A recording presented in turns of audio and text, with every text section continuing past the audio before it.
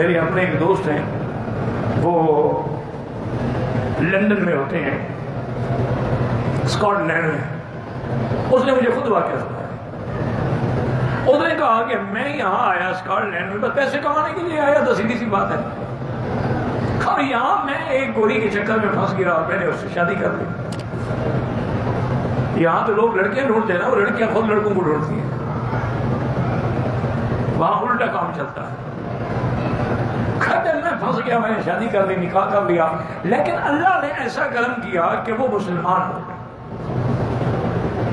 جب اس نے میرا رویہ دیکھا نا، میرا اخلاق دیکھا کہ نفرت نہیں، کسی کو گالی نہیں، وقت پہ نماز پڑھتا ہے، اسلامک سینٹر جاتا ہے. اس نے مجھے کیا ہے اسلام، تو میں نے کتابیں لا کے دی، پڑھتی رہی، آخر وہ مسلمان ہو گئی. ہمارا وہاں ایک ریسٹورینٹ ہے، وہ امی بیوی دونوں چلاتے ہیں. اس لائن میں اور بھی ہے. وہ کہتا ہے کہ میری والدہ نے مجھے ٹیلی فون کیا کہ مدت ہو گئی ہے بیٹا تم نہیں آئے ہو.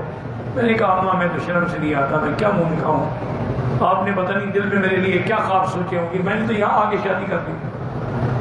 اب میں اس کو دھوکہ دینا نہیں چاہتا. انہوں نے کہا بیٹا ہم نے معاف کیا، اس کو بھی لے آ.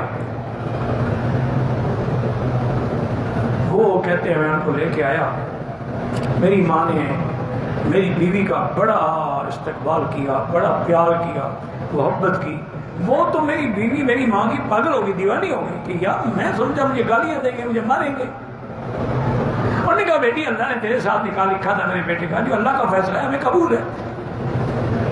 اور پھر اس سے بڑی خوشی کیا ہے کہ تم کفر سے نکل کر اسلام میں آ گئی. تو میری ماں نے آخر بیٹا تھا، اتنے عرصے کے بعد آیا، بہو بھی گھر آئی تھی، کھانا پکایا. تو کہتا ہے مجھے رات کو بیوی کہے کہ اس کھانے میں جو لذت ہے نا وہ میں نے زندگی میں نہیں دیکھی. میرا ریسٹورینٹ ہے، میں خود کھانا پکاتی ہوں، خود کوکنگ کرتی ہوں، میں دنیا کی اعلیٰ سے اعلیٰ ڈشز بناتی ہوں. لوگ حیران ہوتے ہیں میرے کھانے کھا کے، لیکن اس کھانے میں جو لذت ہے، جو چاشنی ہے، جو مٹھاس ہے، وہ مجھے کہیں نہیں ملی. کوئی بات ضرور ہے. میں نہیں کہا کیا بات ہوگی. میری ماں بھی چاری ان پڑھ ہے، دیہاتی عورت ہے، بس نماز پڑھتی ہے، روزہ رکھتی ہے، اور تو اس کو کوئی پتہ ہی نہیں ہے، وہ تو قرآن شریف پڑھی ہوئی بھی نہیں ہے.